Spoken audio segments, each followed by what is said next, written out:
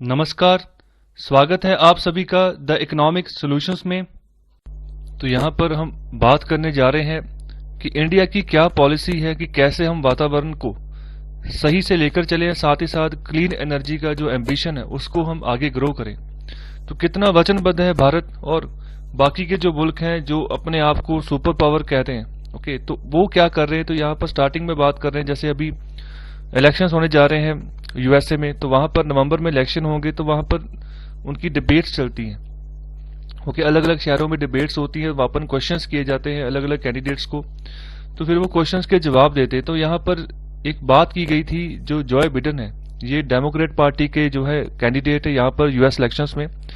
तो यहाँ पर इन्होंने जो वादा किया था पहले, अब वो उससे वापस जो है अपने पांव पीछे कर रहे हैं। तो यहाँ पर उन्होंने एक बात कही थी कि वो जो है ना फ्रैकिंग के ऊपर बैन कर देंगे। Okay, fracking.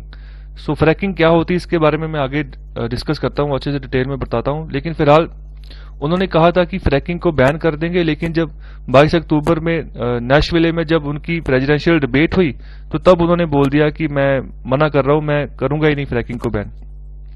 तो यहाँ से एक क्वेश्चन पूछा गया था जिसके आंसर में उन्होंने ये चीज जवाब दी थी। ओके, तो यहाँ पर जो है अभी के लिए यहाँ पर 2 ट्रिलियन एनर्जी का यहाँ पर इनिशिएटिव है। ओके, तो यहाँ पर जो डेमोक्रेट कैंडिडेट है उनका कि फ्यूचर में हम जो है आने वाले समय में $2 ट्रिलियन का जो है एनर्जी का एक स्कोप लेकर चल रहे हैं। ओके, तो यहाँ पर जो फ्रैकिंग है, पता भी है कि फ्रैकिंग जो है डिस्ट्रक्टिव है एनवायरनमेंट के लिए, फिर भी जो है इसके थ्रू जो इतना पैसा ये कमाना चाह रहे हैं। ओके, तो यहाँ पर उनको चाहिए कि मतलब कि कोई लिमिट लगाते या कम करते या बैन करते, कुछ ना कुछ तो यहाँ पर बात बोलते। ओके, तो यहाँ पर मोस्टली जितनी भी पॉलिटिकल हेडविंड्स है क्या कोशिश कर रहे हैं कि किसी ना किसी तरीके से जो है ना हमारी इकोनॉमी को फायदा हो, मतलब डॉलर्स जो है ना वो बढ़े, लेकिन एनवायरनमेंट को क्या नुकसान हो रहा है उसके बारे में ये नहीं सोच रहे हैं। तो वैसे ही अगर फैक्ट की बात करें, यूएस और चाइना हम दोनों की बात करें तो दोनों ने एनवायरनमेंट को बहुत जबरदस्त नुकसान पहुंचाया है। ओके, तो अभी भी पहुंचा रहे हैं, अभी भी जो है जितना फॉसिल फ्यूल्स निकलता है उसको मतलब बेहिसाब निकाल रहे हैं। ओके, ना ही उनको सेव भी नहीं कर रहे। ओके, मतलब निकाल रहे हैं, यूज किए जा रहे हैं। तो और जो है धरती के अंदर जितने रिसोर्सेज बचे हैं उसको भी नहीं छोड़ रहे। अगर सपोज करो धरती की कुछ परतें ऐसी हैं नीचे जो मतलब बिल्कुल इकोलॉजिकली सही है, वहां पर चाहिए वो परतें। ओके, जिसके हिसाब से धरती जो है अपना काम कर रही है, स्टेबल कर रही है, हमें सर्दियों में गर्म पानी मिलता है नीचे से, ओके, गर्मियों में ठंडा पानी मिलता है। ओके, तो ये धरती की अपनी क्वालिटी है, तो हम उसके भी नीचे जाकर जो है ना क्या कर रहे हैं, तेल निकालने की कोशिश कर रहे हैं, जो तेल सॉलिड फॉर्म में जमा हुआ है। तो यहाँ पर इंडिया जो है ना वो एक तरह का रोड मॉडल के रूप में आगे बढ़ रहा है इन सब नेशन के आगे। ओके, जितनी मतलब वचनबद्ध है इंडिया की हम कैसे आगे बढ़ेंगे। ओके, तो यहाँ पर इस इमेज में देखिए यहाँ पर कैसे जो है फ्रैकिंग करते हैं। फ्रैकिंग का मतलब होता है जो धरती के नीचे है, देखो ये सबसे ऊपर वाली लेयर है, ठीक है, फिर मिट्टी है, पत्थर आ जाता है, फिर पानी की लेयर आ जाती है, उसके नीचे फिर से अलग अलग लेयर्स हैं धरती में। ओके, और सबसे नीचे जाके यहाँ पर गैस जो है ना सॉलिड फॉर्म में जमी होती है। जो आप ये लेयर देख रहे हो ना, ये सारी व्हाइट कलर में सारी गैस रिच लेयर है। तो यहाँ पर सॉलिड फॉर्म में गैस जमी होती है। तो ये क्या कर रहे हैं, ये डिगिंग करते हैं, ठीक है, ये पूरी डिगिंग यहाँ पर डिग लगाई हुई इन्होंने, डिगिंग करके खोद के नीचे तक जाते हैं, वहां पर एक कुआं बना लेते हैं पहले, ठीक है, फिर कुआं बनाने के बाद उसमें क्या डालते हैं, पानी डालते हैं और केमिकल्स डालते हैं। ओके, उन केमिकल्स का फंक्शन क्या होता है, केमिकल्स जब इस कुएं के जरिए नीचे जाते हैं तो यहाँ पर आसपास मिट्टी में फैलने शुरू हो जाते हैं, और जो यहाँ पर जो सॉलिड फॉर्म में गैस जमी होती है ना उसको वो पिघला देते हैं। ओके, तो फिर बाद में क्या करते हैं, जब पिघल जाती है, ठीक है, तो फिर लिक्विड फॉर्म में जब आती है तो उसको फिर एक पाइप डाला होता है, यहाँ पर ये काले रंग का पाइप जा रहा है, ठीक है, तो उसको फिर यहाँ से निकाल देते हैं। ओके, तो यहाँ पर 2 चीजें होती हैं, एक तो ऑयल भी निकल आता है और एक इस एरिया में जो है तेल जो है वो भी निकल आता है इस प्रोसेस के जरिए, तो इसको हम फ्रैकिंग बोलते हैं। तो इसी फ्रैकिंग के जरिए जो है इतना बड़ा जो है आने वाले समय में $2 ट्रिलियन के आसपास का ये अपना पैसे कमाने की सोच रहे हैं। तो यहाँ पर देखो धरती को कितना बुरा नुकसान है, जो धरती के नीचे ये गैस लेयर्स बनी है, जो सॉलिड फॉर्म में जो तेल जमा हुआ है यहाँ पर, तो वो क्या ऐसे ही है, उसका कोई रीजन नहीं है। ओके, तो इसको सोचना पड़ेगा। ओके, जो नेचुरली तेल अवेलेबल था आपके पास, ओके, जैसे यहाँ पर बहुत सारे एरियाज ऐसे हैं जहां पर नेचुरली अवेलेबल था, वहां से आपने निकाल लिया, अब इसको तो छोड़ दो। ओके, तो ये धरती के लिए सही नहीं है ऐसे काम करने, लेकिन ये धड़ाधड़ कर रहे हैं। तो रीजन यही है, हमें अपनी इकोनॉमी को एक्सपैंड करना है। अभी हम 20 ट्रिलियन डॉलर की इकोनॉमी है, आने वाले समय में और बढ़ानी है, लेकिन एनवायरनमेंट को क्या इम्पैक्ट होगा उसके बारे में नहीं सोचना है। तो यहीं से फिर ये गैस और तेल निकाल कर तो इसको आगे जो है गैस कंटेनर्स में डालते हैं। ओके, और इसके अलावा जो और भी जो वाटर केमिकल्स हैं, ठीक है, तो यहाँ से इनलेट होता है बाहर से, ठीक है। तो देखो मतलब इकोलॉजी को कितना बुरा नुकसान यहाँ से होने वाला है और हो रहा है। ओके, ये प्रोसेस शुरू हो चुके हैं। और अब बात करते हैं हम अपने देश भारत की। तो भारत कैसे जो है काम कर रहा है एनर्जी सेक्टर में, कैसे एनवायरनमेंट को भी साथ में लेकर चल रहा है। तो यहाँ पर भारत की तरफ से तो गुड न्यूज़ है कि भारत अच्छे से कदम बढ़ा रहा है। हालांकि यहाँ पर बहुत बड़े पैमाने पर हमारे पास यहाँ पर कोल इंडस्ट्री है, कोला भी बहुत बड़े पैमाने पर निकलता है। ओके, तो कोल एच से भी यहाँ पर थोड़ा यहाँ पर पोल्यूशन होता है। ओके, और फिर भी जो है हम कोशिश कर रहे हैं आगे बढ़ने की, ठीक है। तो हमारा जो इनिशिएटिव है वो एक क्लीन एनर्जी का इनिशिएटिव की साफ एनर्जी हम यूज करेंगे आने वाले समय में। तो उसके लिए बहुत सारे प्रोजेक्ट सरकार चला रही है, स्कीम्स लेकर आ रही है, और इंटरनेशनल सोलर जो ऑर्गेनाइजेशन है, ओके, जिसको हम इंटरनेशनल सोलर एजेंसी बोलते हैं, वो भी उसका हेडक्वार्टर भी इंडिया में है। तो यहाँ पर जितनी पॉलिटिकल पार्टीज हैं वो भी सपोर्टिव हैं इंडिया की अगर बात करें। So what is even more surprising is that India is exceeding its commitment to the Paris agreement. तो पेरिस एग्रीमेंट में जो लिमिट्स तय हुई थी कि इतनी इतनी टन तक या जीडीपी की इतने % तक आपने जो है एमिशंस कम करने हैं कार्बन डाइऑक्साइड के, तो उससे ज्यादा इंडिया काम कर रहा है। तो यहाँ पर कुछ डाटा है जो यहाँ पर बताया गया है। फॉर एग्जाम्पल, इंडिया जो है जो पावर जनरेशन कैपेसिटी है, ओके, थ्रू रीनेबल सोर्सेज, ठीक है, उसको जो बढ़ाएगा, तो जिसके तहत फॉसिल फ्यूल्स के से साथ जो ये पावर जनरेशन होती है उसको कम करेगा, रिड्यूस करेगा बाय 40% बाय 2030। ओके, तो हालांकि इससे ज्यादा ही इंडिया अभी कर रहा है। ओके, इसको मतलब ज्यादा कम से कम जो है फॉसिल फ्यूल्स अभी जो है यूज करने की यहाँ पर कोशिश की जा रही है। सो अभी के लिए अगर बात करें तो जनरेशन कैपेसिटी जो है रीनेबल रिसोर्सेज से, जहां पर हाइड्रो इलेक्ट्रिक से या न्यूक्लियर रिसोर्सेज से ऑलरेडी 38% तक पहुंच चुकी है। ओके, तो 38% तक पहुंच चुकी है। तो कहने का मतलब अगर हमने 40% तक रिड्यूस करना है फॉसिल फ्यूल्स को, तो अभी भी जो है 62% के आसपास अभी भी हम फॉसिल फ्यूल्स यूज कर रहे हैं। तो आने वाले समय में 2030 तक जो हमारा टारगेट है तो उसके तो हम आगे ही निकलेंगे। तो इसके अलावा और भी जो कमिटमेंट्स हैं यहाँ पर हमने की हैं कि कार्बन एमिशंस को जो है कम करना है जीडीपी के 33 से 35% तक 2030 तक। ओके, तो यहाँ पर 2015 की अगर बात करें तो इंडिया ऑलरेडी जो है 21% तक रिड्यूस कर चुका है। ओके, तो यहाँ पर जब 2030 आएगा तो 45% से भी आगे जाने की यहाँ पर बात है। मतलब इतने बड़े पैमाने पर हम कार्बन एमिशन जो है वो कम कर देंगे। तो अगर 2005 की बात करें तो उस लेवल में तो बहुत ज्यादा थे, ओके, कार्बन एमिशन। तो अभी जो इंडिया का fossil fuel power generation capacity है वो है 230 गीगावाट्स। ओके, जिसमें से 205 गीगावाट जो आती है वो कोल से बनती है। तो कोल से अगर इलेक्ट्रिसिटी बनती है तो पोल्यूशन होता है, एनवायरनमेंट खराब होता है। थर्मल पावर प्लांट्स के जरिए यहाँ पर बनाई जाती है। ओके, तो जैसे एनटीपीसी है, इंडिया का लार्जेस्ट पावर प्रोड्यूसर है वो, तो वहां पर थर्मल पावर प्लांट्स हैं तो वहां पर कोल यूज करते हैं। तो कोल एशेस जो है ना वो एनवायरनमेंट को खराब करती है। तो उसके लिए भी यहाँ पर बहुत सारी तरीके निकाले गए हैं कि जैसे फ्लाई ऐश निकलेगी तो उसको हम यूज करेंगे रोड कंस्ट्रक्शन के लिए, वैसे बिल्डिंग कंस्ट्रक्शन के लिए। तो उसके लिए भी हम अलग अलग कंसेप्ट बना के चल रहे हैं, लेकिन उसके ऊपर हम डिपेंडेबिलिटी कम करेंगे कोल के ऊपर। ओके, तो अगर 2015 की बात करें जब प्राइम मिनिस्टर नरेंद्र मोदी जी ने अनाउंस किया था कि वो 2022 तक 175 गीगावाट की जो न्यू रिन्यूएबल एनर्जी कैपेसिटी है उसको बढ़ाएंगे, तो अभी भी जो वो अनाउंसमेंट है अपने कदमों पर ऊपर जो है चल रही है। ओके, आगे बढ़ रहे हैं हम। हालांकि 2022 तो चलो आने वाला है, फिर भी हम आगे बढ़ रहे हैं। तो यहाँ पर आगे बात करें तो India at the time only had renewable capacity of 34 gigawatt. तो अभी के लिए 34 गीगावाट कैपेसिटी हमने बनाई है रिन्यूएबल एनर्जी सोर्सेज से।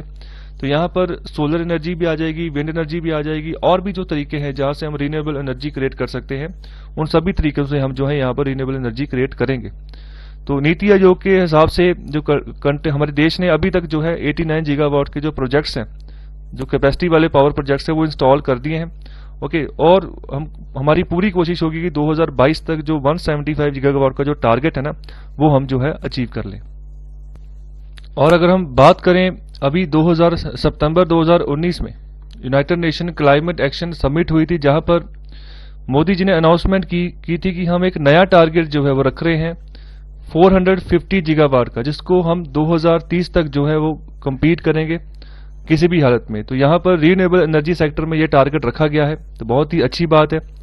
और साथ ही साथ उन्होंने कहा कि जो चीजें हमें मोटिवेटिंग करती हैं कि हम क्यों मतलब रिन्यूएबल सेक्टर के ऊपर आगे बढ़ रहे हैं, तो सबसे बड़ी चीज है कि इतने बड़े पैमाने पर जो पोल्यूशन फैल चुका है, दूसरा उसका जो बुरा इम्पैक्ट है क्लाइमेट चेंज के ऊपर, ओके, और तीसरा जो है हमें जब एनर्जी इंपोर्ट करते हैं तो हमें बहुत बड़े बिल्स देने पड़ते हैं, तो उससे भी हमारे जो फाइनेंस है उसको काफी मतलब भार जो है वो झेलना पड़ता है।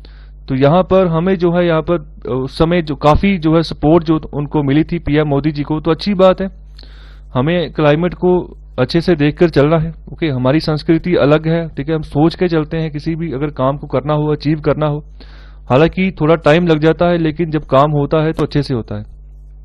तो इंडिया के जो क्लीन एनर्जी इनिशिएटिव्स हैं, तो यहाँ पर जो टेक्नोलॉजी है ना, जो टेक्नोलॉजी में एडवांसमेंट आई है, तो उसका बहुत बड़ा इम्पैक्ट पड़ा है इंडिया के जो इनिशिएटिव्स हैं उसके ऊपर, खासतौर पे जो सोलर एनर्जी है, विंड पावर है, या एनर्जी स्टोरेज है। तो यहाँ पर अभी स्टार्टिंग में पहले क्या होता था कि बहुत महंगे थे ये, जब इनकी टेक्नोलॉजी धीरे धीरे डेवलप हो रही थी। अगर सोलर पैनल्स की ही बात करूं तो धीरे धीरे ये वर्चुअल साइकिल में एंटर किए हैं, ओके। अब धीरे धीरे डिमांड राइज हो रही है तो इनके प्राइसेस फॉल हो रहे हैं, प्रोडक्शन बढ़ रही है, ठीक है। तो जितनी ज्यादा प्रोडक्शन और एक्सपैंड होगी उतने ज्यादा प्राइसेस इनके और फॉल होंगे और उतने जल्दी अडॉप्ट कर लिए जाएंगे, ओके, भारत के द्वारा। तो यहाँ पर एक एग्जाम्पल ली गई है, जब बेल लैब्स बनाई गई थी, बेल लैब्स ने अपना पहला सोलर फोटोवोल्टिक पैनल बनाया था 1954 में। तो उस समय जो खर्चा आता था ना पर वॉट इलेक्ट्रिक पावर प्रोड्यूस करने के लिए, वो था $1000, काफी महंगा था। और 2008 आते जो मॉड्यूल्स बनाए गए सोलर एरस में, तो उसका कॉस्ट था $3.65 पर वॉट, ओके। तो 2018 आते आते अभी यहाँ पर 40 सेंट्स की फिर गिरावट आई है, ओके। तो इंडिया जो है, ओके, अगर इंडिया की बात करें तो सोलर पावर जनरेशन जो है ना, उस जो इम्पोर्टेंट थ्रेशोल्ड होता है वो क्रॉस कर चुका है, ओके। मतलब पहले ही यहाँ पर स्टार्टिंग में सरकार सब्सिडी प्रोवाइड करती थी, अभी प्रोवाइड करती है, हालांकि रेट अभी बहुत नीचे गिरे हैं, तो अभी भी सरकार सब्सिडी दे रही है। तो देखो कितने मतलब रेट नीचे गिरे होंगे, तो मतलब आसानी से जो है सोलर पैनल जो है आप लेकर लगा सकते हो। तो हर एक शहर में जो है गवर्नमेंट के द्वारा अप्रूव्ड कोई ना कोई शॉप होती है जहां पर जो आपको सोलर पैनल, जहां पर रिन्यूएबल एनर्जी के रिलेटेड इक्विपमेंट्स जो है आपको जो है सब्सिडी में मिल जाएंगे। अच्छी बात है, अगर इंडिविजुअली भी हम लेकर लगाते हैं तो उससे एनर्जी बचेगी, तो भारत का ही फायदा होगा, इकोनॉमी का फायदा होगा। तो अभी जो है इतने सस्ते हो गए हैं कि जो हम कोल यूज करते हैं ना, उससे भी 14% सस्ते हैं, ओके, इंडिया में। तो इसी चीज का हम फायदा उठा रहे हैं, ओके। तो जो जितना कॉस्ट स्टार्टिंग पे पहले होती थी उसकी वजह से जो था हम पीछे रह रहे थे, ओके। अभी कॉस्ट नीचे गिर रही है, तो हम धड़ाधड़ जो है कोशिश कर रहे हैं, एक्सपेंशन करें हम रीन्यूएबल पावर जनरेशन का, और जो टारगेट्स रखे हैं ना वो हमने आसानी से अचीव कर लेने हैं अगर हम ऐसे ही जो है आगे बढ़ते जाएंगे। और आगे बात कर रहे हैं जो इनके अलग अलग ट्रेंड्स हैं, जैसे जो विंड पावर है वो भी जो है अभी 2018 में अगर बात करें तो कोल के साथ कॉस्ट कॉम्पिटिटिव वो बन चुकी है, और जो कॉस्ट है अभी भी उसकी धीरे धीरे जो है यहाँ पर कॉम्पिटिटिव जो है बन रही है धीरे धीरे। साथ ही साथ बात कर रहे हैं बैटरी टेक्नोलॉजी के बारे में, तो ये भी स्टार्टिंग में थोड़ा सा यहाँ पर वीक लिंक था रिन्यूएबल एनर्जी में इसका। अभी धीरे धीरे जो है ये प्रॉब्लम जो हो रही है, क्रिटिकल प्रॉब्लम जो है सॉल्व हो रही है। देखो बैटरी टेक्नोलॉजी भी धीरे धीरे जो है ना वो इम्प्रूव हो रही है। किसी समय बैटरीज बनती थी, उनको यूज किया जाता था एज एन ऑटोमोबाइल व्हीकल में यूज करें, स्टार्ट करें तो जल्दी डाउन हो जाती थी। देखो अभी आने वाले समय में जितनी भी कार्स आएंगी तो बैटरीज के साथ ही ऑपरेट होंगी, लेकिन अब बैटरीज की जो टेक्नोलॉजी होगी ना वो बड़ी जबरदस्त होगी। बिल्कुल सिमिलर एग्जांपल है, जैसे मोबाइल फोन्स नए नए आए थे तो स्टार्टिंग में बहुत जल्दी बैटरी डाउन हो जाती थी, ओके। तो एक बार चार्ज करते थे तो आधा दिन या रेयरली होता था कि एक दिन पूरा निकल जाए। धीरे धीरे देखो कितनी एडवांसमेंट आई है बैटरी में, ठीक है। तो एक बार चार्ज करो तो कई बार 4-4 दिन लोग निकाल लेते हैं, ओके, अगर सही ढंग से यूज करें। तो यहाँ पर उसी तरह से जब गाड़ियों में बैटरी लगेगी तो वहां पर भी एडवांसमेंट आएगी। तो अभी भी आ रही है, तो अभी सस्ती हो रही है ये चीज और अडॉप्टेबल हो रही है, लोग आम जो है इसको अडॉप्ट कर रहे हैं। जैसे आप ई रिक्शा देख लो, तो यहाँ पर आमतौर पर लोग उसको यूज कर रहे हैं, तो पैसा बच रहा है उनका, ओके। तो साथ ही साथ एक सोलर पैनल्स की बात करें तो इनकी एक लिमिटेशंस भी आ जाती हैं कि ये पावर तभी जनरेट करती हैं जब सूरज सामने हो, ओके। और साथ ही साथ जो विंड मिल्स हैं वो भी तभी काम करेंगी जब थोड़ा सा विंड का फ्लो चल रहा होगा, तभी ये घूमेगी, तभी काम करेंगी। तो यहाँ पर इसका ड्रॉबैक्स के बारे में थोड़ा सा बताया गया है। साथ ही साथ अगर हम बात करें एक डर्टी सीक्रेट की, इस ग्रीन पावर की, और डर्टी सीक्रेट कौन सा है? कई बार ऐसे होता है कि कई बार बिजली बनती है, ठीक है, अगर सनशाइन है, बिजली बन रही है, सनशाइन चला गया, बिजली बननी बंद हो गई। तो यहां पर क्या होता है कि अगर रीन्यूएबल जनरेटिंग कैपेसिटी बनाई ना हमने, तो उसको बरकरार रखने के लिए हमें और 1 गीगावाट का फॉसिल फ्यूल पावर जनरेशन जो है कैपेसिटी को इंस्टॉल करना पड़ता है, उसके साथ ही एज ए बैकअप। ओके, सो कहने का मतलब सीधे है कि जैसे नॉर्मल लाइट चली जाए तो आप बैकअप के लिए इन्वर्टर यूज करते हो, तो वैसे ही अगर रीन्यूएबल एनर्जी जो सोर्स एनर्जी को प्रोड्यूस कर रही है, ओके, हालांकि एनर्जी प्रोड्यूस नहीं होती, एनर्जी कन्वर्ट होती है, सो जो एनर्जी सोलर एनर्जी को इलेक्ट्रिकल एनर्जी में कन्वर्ट कर रही है, ओके, तो उसको भी एक बैकअप दिया जाता है, लेकिन वहां पर फिर फॉसिल फ्यूल पावर जनरेशन लग रहा है। तो यहां पर ये चीजें अब धीरे धीरे सही हो रही हैं। तो बैटरीज की बहुत अहम रोल है यहाँ पर। सो बैटरीज ने इन प्रॉब्लम को सॉल्व किया है। तो वहां पर अब जो भी एनर्जी सोलर पावर के तहत स्टोर होती है सीधे बैटरीज में स्टोर कर लेते हैं हम। ओके, तो आगे जितने दिन तक, अगर सपोज करो सनशाइन नहीं भी है, जितनी देर तक बैटरी ने स्टोरेज रखी है तो उतने दिन तक तो हम चला ही सकते हैं काम। और अगर हम इस साल की बात करें तो इंडिया एक ग्रीन हिस्ट्री क्रिएट करने जा रहा है। ओके, तो यहाँ पर एक नहीं 2 रिकॉर्ड्स यहाँ पर तोड़ने जा रहा है। जनवरी में क्या हुआ था, सो इंडिया ने वर्ल्ड की लार्जेस्ट जो टेंडर था फॉर रीन्यूएबल पावर, ओके, वो कंडक्ट किया था, ओके, इंडिया में। तो यहाँ पर अब ज्यादातर जो हम रिक्वायरमेंट रखते थे ना, जो एज ए बैकअप रखते थे फॉसिल फ्यूल का, अब उसकी जरूरत नहीं रहेगी। ओके, एक कंपनी है जिसका नाम है ग्रीनको, वो जो है 900 मेगावाट की अनइंटरप्टेड अनसब्सिडाइज्ड जो पावर है, okay, by using combination of solar panels and hydro electric storage, तो ये प्रोवाइड करेगी आने वाले समय में। तो एक और कंपनी है, ओके, रीन्यू, वो जो है 300 मेगावाट का स्टेडी पावर जो है वो प्रोवाइड करेगी with the help of solar panels and battery storage. तो अच्छी बात है।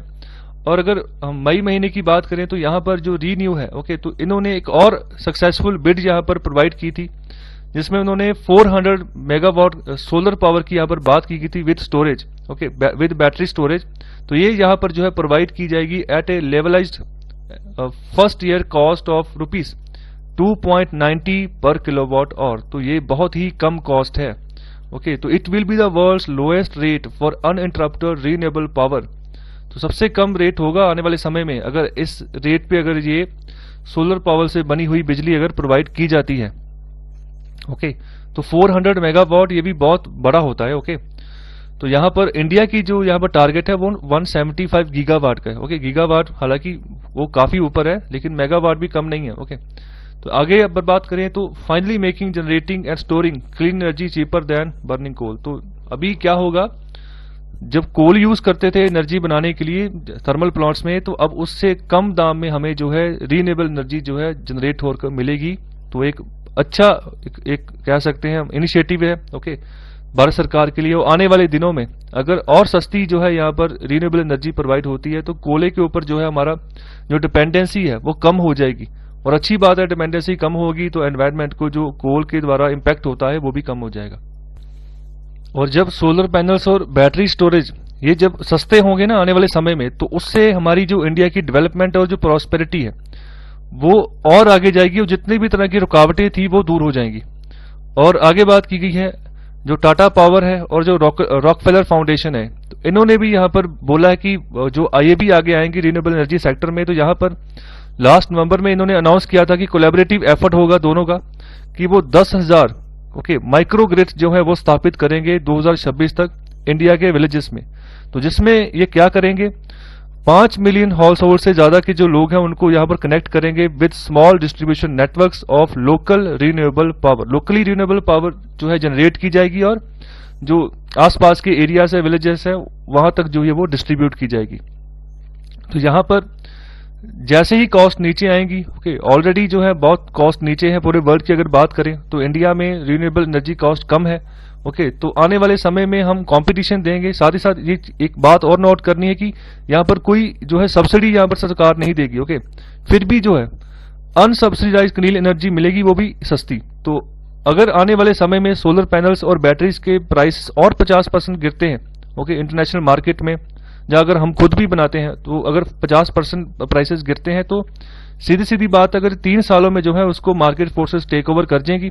तो मार्केट फोर्सेस टेक ओवर करने का मतलब कि हर कोई उसको प्रोड्यूस करना शुरू कर देगा।